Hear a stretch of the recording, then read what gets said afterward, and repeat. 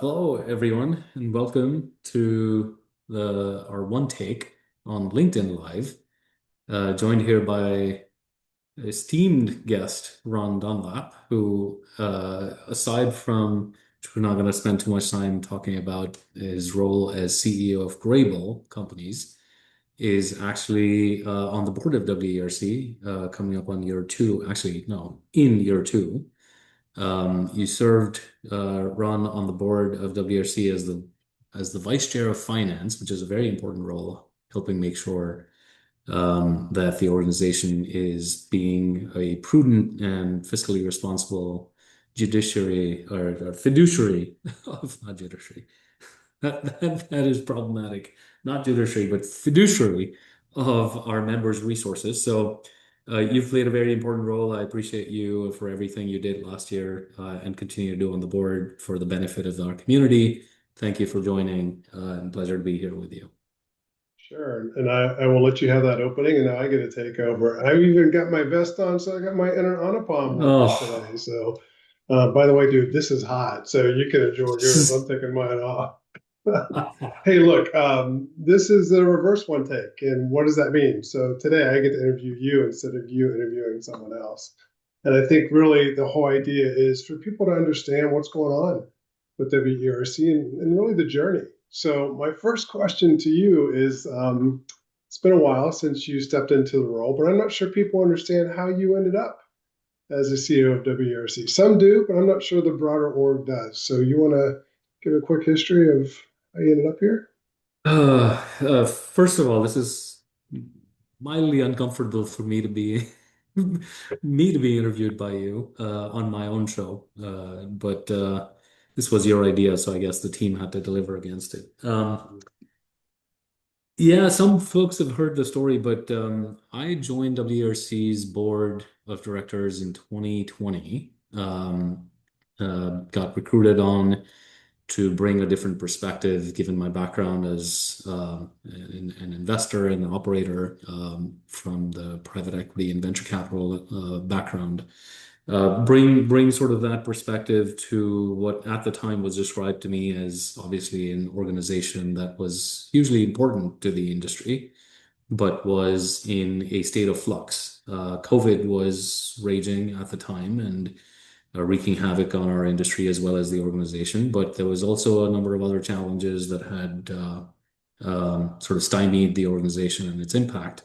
And so I came onto the board and you know, sucker for wanting to solve problems where I see them, especially business problems where I see them. And so I got roped into more and more responsibility while on the board, and somehow I ended up being um, the chair of the board in 2023, which is sort of a few months into 2023. Our then CEO, um, Lynn, she decided she wanted to retire and go back to her roots of being a high school teacher. And we were left with, as a board, with sort of this pivotal question of like, okay, shoot, what do we do now? Um, do we immediately go look for another CEO? Obviously, that takes time and you want to be thoughtful about it. Or do we just hunker down and try to do the best we can as a board to keep the ship sort of sailing? And that we decided collectively as a board we'd do the latter. And so I stepped in my capacity as chairman of the board, stepped in as interim CEO. Did what had to be done. Our conference 23 was in Boston, did that, and learned a lot through that process. Spent a lot of time with a lot of folks, a lot of members, lots and lots of unhappy folks at the time with the organization, and collected all that feedback, cycled that into the recruiting process to identify our next CEO. And somehow, through a strange turn of events, the board turned around and asked me to consider stepping into the CEO role, which I had just rolled out of my tenure at Topia after having sold my company to Topia. And and so I think they looked at me and said, "Look, you're jobless at this time. Don't actually have any gainful employment. Have nothing really to do with your life," which was completely untrue. But why don't you step in, and you've already collected all the feedback. You've heard our members. Cycle that and do something meaningful with it. Do something useful with your life, is how I heard it. That's not what they said, but that's what I heard. And so through that conversation, which was entirely unexpected, not something I would have ever thought that, given my background, I would ever do a not-for-profit association, and serve as its leader, but really felt privileged and honored by the opportunity as I thought more about it to make a difference and make an impact, and do that while leveraging my business skills, but to do that not for financial gain, but for doing some good for others. And so here we are. Does that help, Ron? I don't. That was torture for me to Oh, I know. recount No, that, look, but there's a reality. I think great leadership steps up when it's needed, right? So let's be real. In my role as the vice chair of finance, I was able to see the financials when I came on the board. Truth is, when I entered the board, we were in a much better state than we were a few years before that. Can you walk the membership through exactly kind of what that looked like? Because I'm not sure they understand the turnaround that you've led over the last few years. Yeah, well, I mean, to be fair, thank you for that. But to be fair, Ron, obviously, I mean, you know this. The turnaround of WRC was, in no small part, the folks on the board at the time, over the last whatever 7, 8, 9, 10 years, have continuously pushed to fight the laws of gravity that have been weighing the organization down, had been weighing the organization down, to try to find a way to work its way back up. And it's the cumulative efforts of everybody and everyone's, not just their efforts, but their insights and foresight in trying to help the organization get to a better place. That combined with all the effort that the various team members have put in, and then most important of all, our members who never actually gave up on the organization. They might have been disgruntled by it, they might have been annoyed by it, been disappointed by it, but they actually never gave up, which is why the organization had the opportunity in the first place to turn itself around. The financial turnaround, actually, if I may, I'll just pull up a chart that might, pictures are worth 1,000 words sometimes. This is one of those times that I think um, holds true is, if you look at that chart, which I don't know if anybody in our industry has ever seen for WRC, this shows you the net operating income. So the operating profit or loss of the organization over the last 15 years, I suppose, 14, 15 years.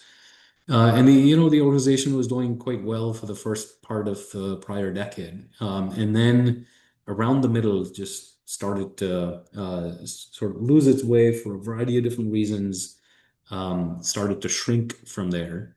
And straight line down, as you can see, obviously, COVID was a horrible year for pretty much the whole world, for most businesses in our industry and beyond. And so the organization was not spared that. Um, and so terrible, terrible year. And, we immediately, Lynn, as the then CEO and the board, immediately tried to take all kinds of actions to try and stabilize the organization. And so you see a big snapback in 21, still losing money, but try to control the hemorrhaging as much as possible. The board did its best it could through that period under Lynn's leadership, while dealing with all the challenges. And then I stepped in middle of 23, coming into 24, and we really, with sort of a fresh set of eyes, pair of hands, we really hunkered down. The team did, to look at every single thing, every single program that we were um, delivering on, programs that we were carrying with us just for legacy reasons, programs that we had abandoned in prior years, looked at all of it, and collectively, with feedback from our members, reoriented and started to redesign what the value proposition for members needs to look like, while simultaneously really becoming extremely disciplined and judicious with our expenses and what we were spending on. And There's one mantra that I have for our entire team, every single meeting. If we want to spend time or money on anything as a team, you've got to tell me very clearly how this converts into member value creation. If whatever we spend, whether it's time or money, because ultimately time is money, whatever we spend, if it does not convincingly convert into member value, not allowed to spend it. And so we, with that lens, really got disciplined. And so in 25, this is the first year in what, 8 years, 9 years, that we actually broke even, more than broke even, booked a net operating profit for the first time in 8 years. So a real um, victory of sorts for the team and for the organization that has lived through such a difficult time for such a long period of time. To be able to say that financially we are sustainable, and not only sustainable, we're getting back to a place of strength. Hopefully that helps. Obviously, you've seen this picture, Ron. What was your reaction when you first stepped in and saw the earlier part of this chart, and then coming into this year, you saw the 25 results? So I think first thought was, wow, we've been in trouble for a while. Second thought was, it's amazing what the board and your leadership and your team have been able to do.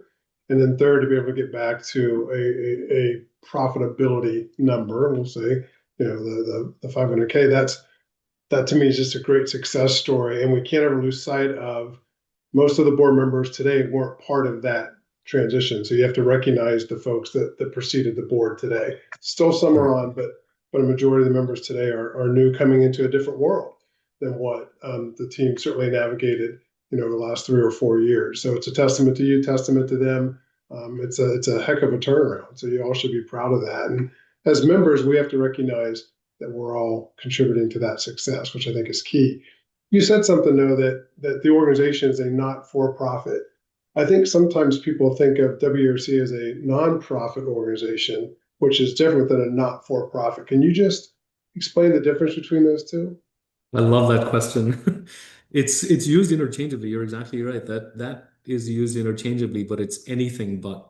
A nonprofit is there's actual distinctions in the tax code, the IRS tax code, between the two kinds of organizations. But a nonprofit is really a easiest way to think about it as a charitable organization, an organization that's whose purpose is to collect donations and then use those donations to fund its operations as well as make complete its charitable activities, whatever those might be. A not-for-profit, which is what WERC is. So we're actually a business. We're a business that's meant to actually operate sustainably, is in fact functionally prevented from accepting donations per se. And so it actually has to earn its revenue. And those revenues is what funds its expenses and investments that it needs to make. The big difference as a not-for-profit business from a regular business is that does not have shareholders.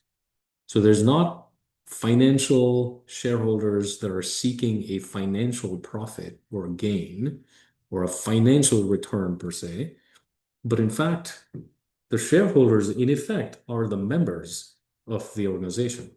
So everyone that's a member in our industry of WRC is in turn functionally a shareholder of the organization.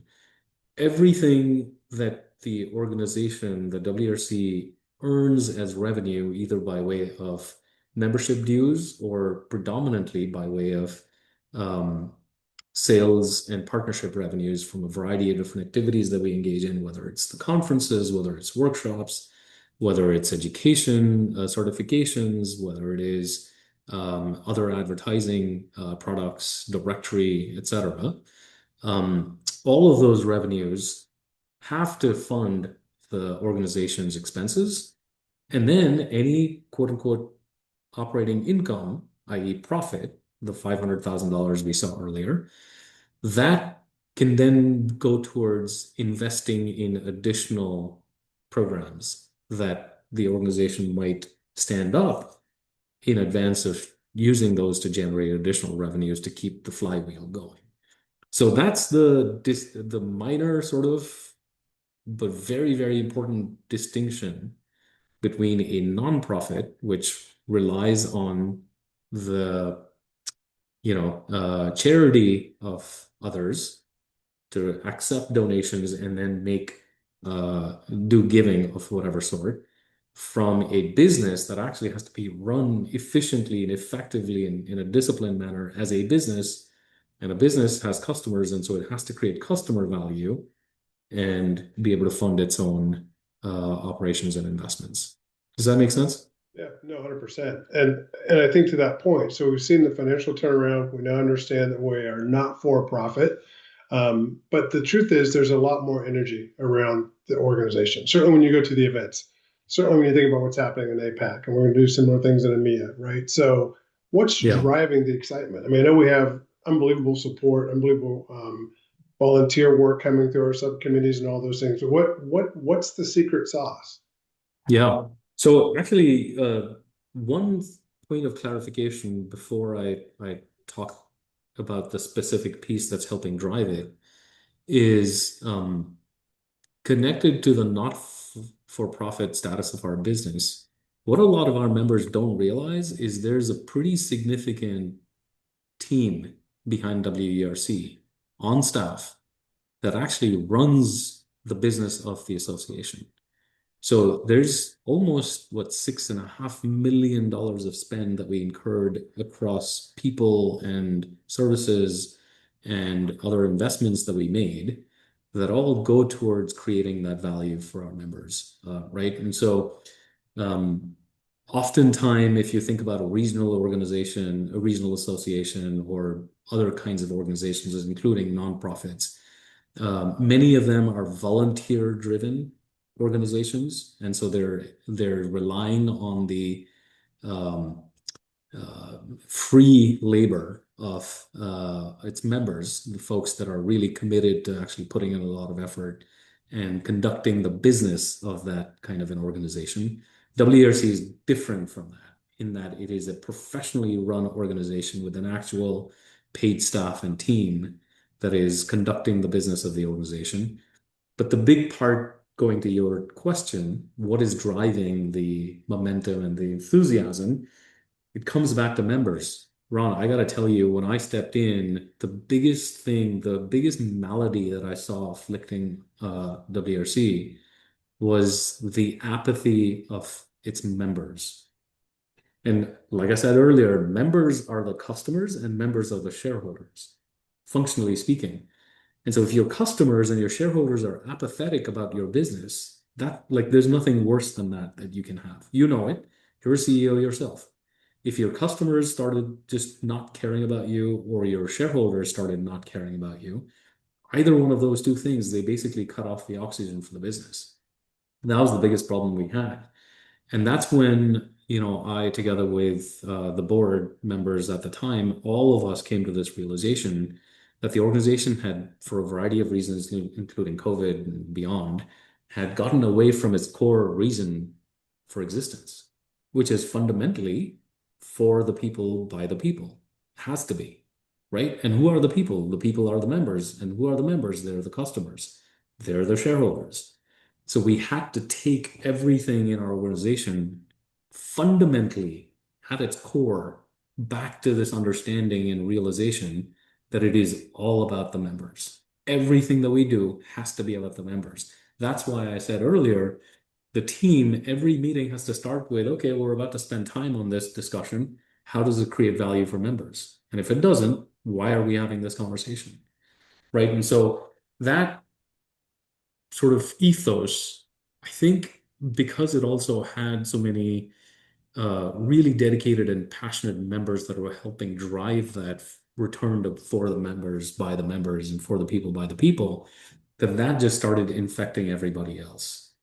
And so we've gone from having apathetic members to, where we had committees previously, and we had quite a few committees, more than a dozen committees previously, with I don't know, somewhere in the 70 to 80 volunteers range. Um, this year we have close to 20 committees and or volunteer groups, actually more than 20 committees and volunteer groups, comprising of over 300 volunteers from across the industry and across the world, helping inform and drive the association's work, which means that we've actually taken it back to the people.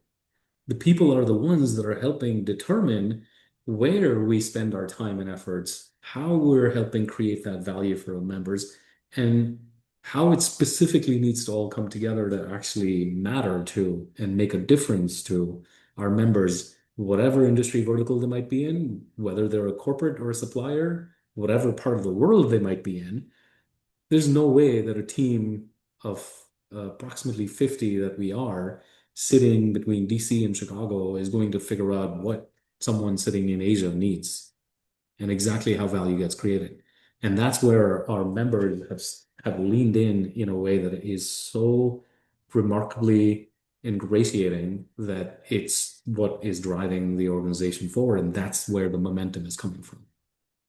Yeah, you definitely feel it. Certainly when you're at the events, and certainly I work with some of the committees, and it's weird to be the oldest person in the room on some of the committees, but you see this young energy that's coming to the industry, and it really just kind of, I don't know, it makes you feel good about where we're headed. There are headwinds in our industry. We know that there Of are a lot of course. challenges in our industry, right? Every industry, I think, is facing headwinds.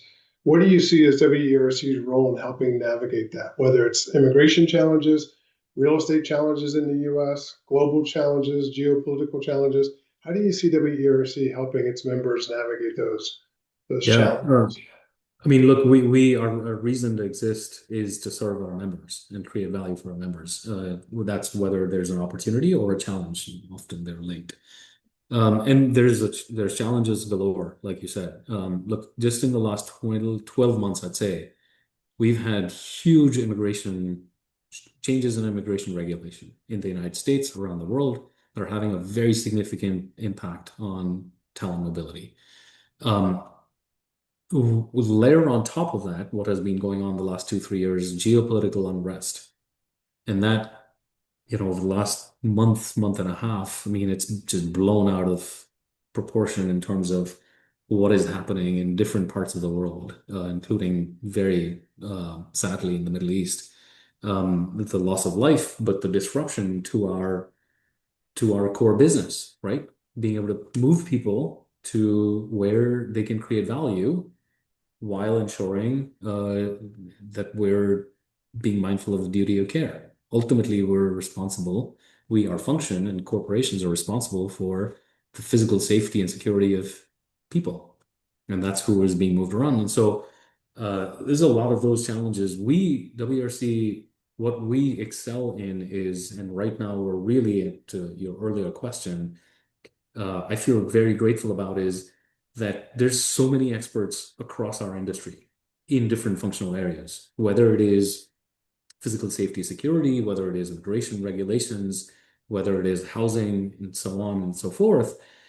We are able to rally with the sort of reinvigorated WRC that we are, with lots of engagement from our members. We're able to rally members and experts across the landscape, bring them together to really quickly unpack whatever that situation might be, and help enumerate the so what of it, and then what can be done about it.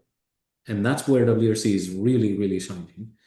So just today, in fact, we had a webinar that was very well attended on the Middle East crisis and the situation that's going on there and what one should be doing and can be doing about it. There's a couple more that'll follow on that. We have just in the last few weeks rallied the entire industry around this bill that's making its way through Congress, the Road to Housing Act, which I did a one take on that last week or the week before. But in a nutshell, essentially, there's this sort of legislation that's working its way through Congress to help restart the housing market, which has been challenged in the United States. But within that, very unintentionally, what lies is lurking inside that legislation, potential legislation, is a very, very negative development for our industry. The ability to have home sale programs the corporations use and RMCs help enable for employees to be able to move easily, be able to move from one place to another easily, without getting stuck with owning two homes or figuring out where they get the funds for a new home, etc. We're really rallying around that, where at this point we have well over 200 organizations that have signed on to our letter that we're sending into Congress. We have set up more than well over a dozen meetings with various Congress people's offices to help them understand the implications of this legislation if it were not clarified on how that would negatively impact movement of people in the United States. So we're really rallying around that, all focused on advocacy and data-driven research that can back up all of that. But then education is the other area where we're making a very, very significant investment. Education, not only for people to get better at doing what they need to do in these changing times and challenging times, but also be able to upskill them to actually potentially move into other areas. The US immigration course was a great example of that, that a lot of our corporate internal mobility folks took, a lot of folks across the industry landscape actually took, even folks in the real estate space. Who would have thought they'd be interested in immigration, but they took the course. Why? Because it gives them the opportunity to actually be more value added to clients and potentially look at pathways into a more lucrative area within our industry. And immigration is a very hot space, right? So WRC is providing that. And then this year will be very heavily focused on AI-focused education, as well as reskilling, upskilling for folks to be able to find a way for those that will get impacted negatively by AI adoption within our industry, which is unfortunately it's inevitable. It's already playing out in various parts of the global business landscape and will not leave our industry untouched. I'm sure you can talk to that at length. Every business in our industry is looking at ways of being more efficient, more effective, and AI is capable of doing that. The unfortunate reality is that that will have a human toll. It'll take a human toll, right? Because there'll be displacement of jobs in the near term, anyways.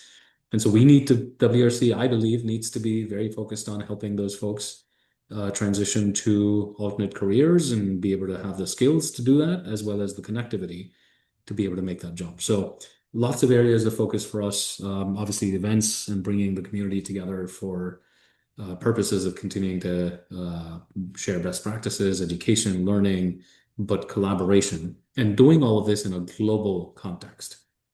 The one thing I want to point out is, look, every one of us has challenges, whether it's in our own lives, whether it's in our own specific function, or it's in our business, right? Or it is in our geography, wherever you might be in the world. WRC needs to help provide opportunity for us to be able to look outside of our domain, look outside of our region, and be able to see what's going on in other regions so that maybe we can capitalize on some of the opportunities that exist in other regions, or we might take inspiration from what someone else is doing in a different part of the world and apply that back to what I'm doing in my part of the world to a better outcome, right? And so that's a big, big, big difference for this WRC compared to the last 8 to 8 years, is we are dramatically more global today. And we're organizing and engaging our global industry in different parts of the world, not only for their benefit, but then take the best practices out of that and disseminate them around the world. Let's stop there. Right. And I know we're running out of time. Two quick questions, right? Yeah. So the reality is there was a period of time when it felt like WERC lost their way a little bit.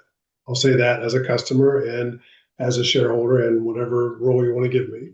I think we've come a long way in getting that turned around, which is awesome. During that period, we really saw a lot of the regional organizations step up and fill that gap. We saw new organizations step in and fill that gap. How do we find a way together to help our industry rather than trying to do a lot of piecemeal pieces? How do we come together across all those different spaces and really make it better for everyone? It's funny you asked me this question. I actually literally had a call this morning with Farah, the new president of BAN. She just stepped into the role this year and had a very similar conversation about this. So look, from my perspective, first of all, I commend the regionals for having stepped in at a time where WRC stepped out functionally, or couldn't really step up. Um, I think the regionals play an incredibly important role. Budgets are tight. Travel budgets are very, very tight, if not non-existent for a lot of folks, right? Even if you take monetary budgets out, not everyone has the time to be able to take away from work or personal life to get away somewhere for a meeting for 3 days, 2 days, whatever it might be, right? That shouldn't mean that they shouldn't have access to education and learning and the benefit of community. That's where the regionals come in. They're absolutely necessary for a healthy, functioning community. It's absolutely necessary for that to be the case. Where WRC complements the regionals is we are able to do that across regions and across geographies, not just within the United States, but around the world. Tap into experts and expertise from within our industry as well as outside of our industry to help drive and generate new ideas, new thoughts, as well as next level education that I talked about earlier. And so the roles that WRC compared to the regionals, they're different roles and different purposes. If we're clear on that and we can align on it and we can synergize around it, well, then it's just additive to the entire industry. And that's the approach that we have been taking over the last couple of years as WRC. So last year, we really re-energized and stood up this brand new committee called the Regional Leaders Committee. So every president and vice president from every regional is part of that committee. It meets every several weeks, and they came together talking about all kinds of best practices, challenges they have in running their respective regionals. And then they turned around and asked WRC for some help on specific things. Like, hey, you're a much bigger organization, and you can bring all of us together and help make things easier for us. And I jumped. I mean, the team jumped at that opportunity to say, absolutely, let's make you more successful. Let's find every which way we can. What we have to be careful about in doing all of that is that we don't create an undue burden for our already overstretched supplier partners to continuously provide more and more funding to essentially do more of the same, right? And so that's where I think finding this complementary fit of where value gets created and how. And by the way, the regionals can be, some of the better run regionals are very, very efficient in how they use their dollars, their finite dollars to create value. So the more we can do that, the better it is. And WRC is there to help enable their success and complement their capabilities in the regional hyperlocal context with global multi-regional context. Other organizations and associations, look, we're partners with um, pretty much every association, whether it's a vertical specific organization or another nonprofit or not-for-profit organization in our industry, any part of the world, right? So we are actively collaborating with and supporting organizations throughout because WRC at the end of the day is the one unique not-for-profit association that represents the entire industry, every vertical, both sides, corporates and buyers, as well as suppliers, and does it across the entire world. So WRC is truly unique in that sense, which makes it both able to, as well as in some ways, I believe, responsible for enabling collaboration across the entire ecosystem. And so to do that effectively, we seek to partner with everybody. There are for-profit competitors that became stronger during that time. Look, I mean, they've played a role as well. I'm grateful to them for having provided a service to the industry at a time where WRC wasn't being effective. But at the end of the day, obviously, we take the perspective that WRC is the representative body for the entire ecosystem, as I said. And to the extent a for-profit player wants to collaborate with us, I welcome that. I'm happy to support them as well. I will say this: our industry as a whole, when we are together, we are unstoppable. So Yes. moving forward, that's the right answer. Look, we really are running a little over, so I'll just finish with a couple comments, and I'll give you your one take back. So you can have it. I'll say this. I've seen what you've done with the org. I will tell you that I believe attitude is a reflection of leadership. I've seen the attitude of the board. I've seen the attitude of our committees. I've seen the attitude of our members. There's excitement. There's a drive. There's a belief that this is better when we have WERC than if we don't. But that all comes back to leadership. So I want to thank you for what you've done over the last few years. You've kept it alive and now you're growing it. I know it takes committees. I know it takes board members. But at the end of the day, it takes someone making the hard choices and the hard decisions. So, on behalf of the members of this organization, I want to say thank you. Keep it up. Don't mess up because we're watching you. Ron, you didn't tell me this is what you were going to say, but that's fine. You take the opportunity to embarrass me like this, I will get back at you with it. Every chance. But I will say, I mean, I know you called it out. Look, at the end of the day, none of this progress could be made without the commitment of hundreds of others, whether it is our industry volunteers, the people that are being passionately involved with and continue to support the organization, wish for its success. A lot of others that became disgruntled that came back. You come back home, it doesn't matter whether you left, I'm still welcoming.